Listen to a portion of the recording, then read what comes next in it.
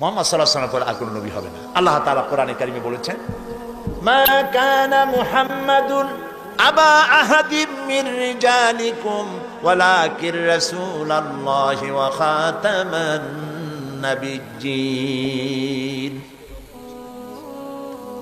মা কানা মুহাম্মাদুন আবা আহাদিম মির রিজালিকুম, মুহাম্মদ সাল্লাল্লাহু আলাইহি ওয়াসাল্লাম তোমাদের কোনো পুরুষদের পিতা নন। কে বলতেছেন? আল্লাহ তাআলা বলছেন। কিন্তু আমরা জানি তিনি তো পুরুষদের পিতা ছিলেন।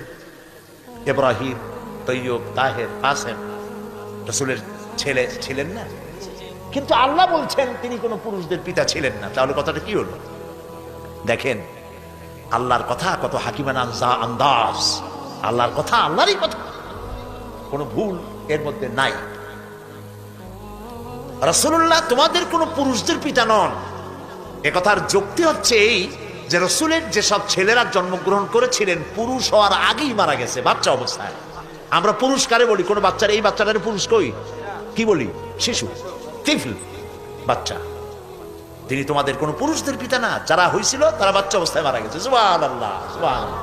মা কানা মুহাম্মাদুন আবা আহাদিম মির রিজালিকুম ওয়ালাকির রাসূলুল্লাহ, তিনি হচ্ছেন আল্লাহর কি?